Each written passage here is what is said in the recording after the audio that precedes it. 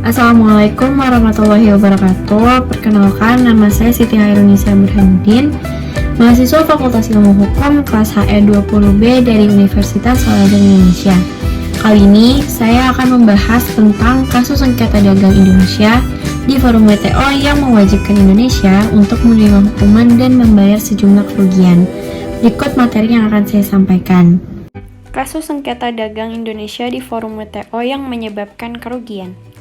Nah, pertama-tama kita perlu mengetahui apa itu sengketa dagang. Sengketa dagang adalah suatu pertentangan atau konflik dagang yang terjadi antara individu maupun kelompok yang memiliki kepentingan yang sama atas objek kepemilikan yang menimbulkan akibat hukum.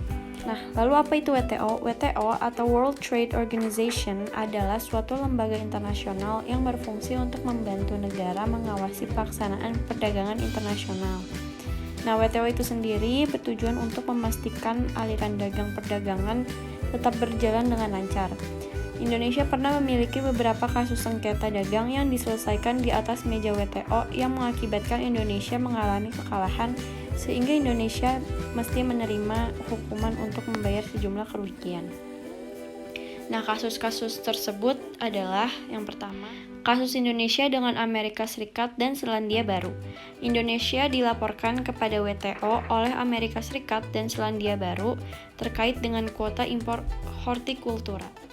Indonesia dilaporkan dalam WTO oleh Amerika Serikat dan Selandia Baru mengenai 18 ketentuan impor hortikultura, hewan serta produk hewan Indonesia yang dianggap sebagai hambatan non-tarif dan tidak sesuai dengan aturan perdagangan internasional dalam WTO. Pada 17 Februari 2017, Indonesia mengajukan banding kepada WTO dan menjelaskan bahwa ketentuan tersebut bertujuan untuk melindungi petani serta peternak lokal. Namun, Amerika Serikat dan Selandia Baru menilai aturan tersebut tidak sesuai dengan persetujuan umum tentang tarif dan perdagangan yang telah disepakati. Maka dari itu, pengajuan banding oleh Indonesia pun ditolak. Sehingga mau tak mau Indonesia harus mengubah ketentuan importasinya. Buntut dari kasus ini, Amerika Serikat meminta WTO menjatuhkan sanksi sebesar 350 juta US dollar atau kurang lebih 5 triliun rupiah terhadap Indonesia karena Indonesia mengabaikan keputusan sidang banding WTO pada November 2017 yang meminta Indonesia untuk menyesuaikan 18 ketentuan tersebut dengan ketentuan dalam WTO. Yang kedua adalah kasus Indonesia dengan Vietnam. Vietnam mengajukan gugatan kepada WTO atas kebijakan safeguards oleh Indonesia.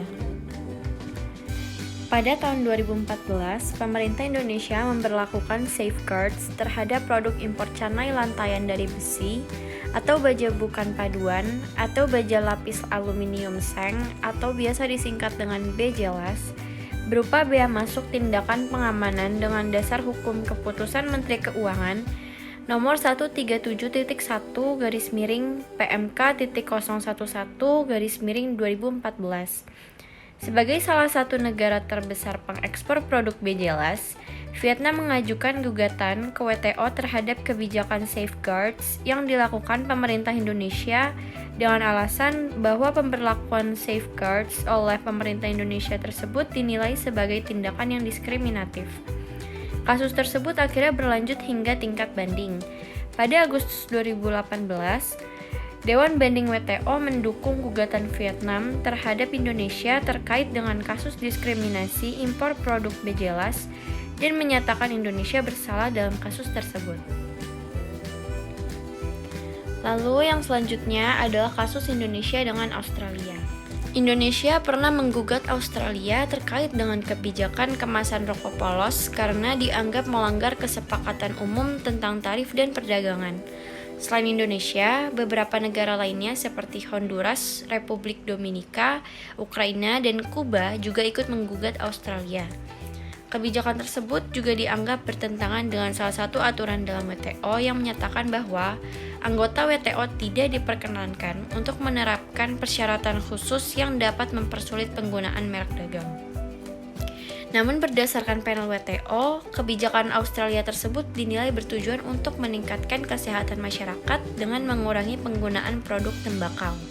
Selain itu, panel WTO juga menolak gugatan yang menyatakan bahwa Australia telah melanggar ketentuan merek dagang tembakau dan melanggar ketentuan lainnya terkait kasus ini. Pada akhirnya, kasus ini dimenangkan oleh Australia. Nah, akhirnya kita sudah sampai di ujung pembahasan mengenai topik kita kali ini. Terima kasih sudah menonton. Wassalamualaikum warahmatullahi wabarakatuh.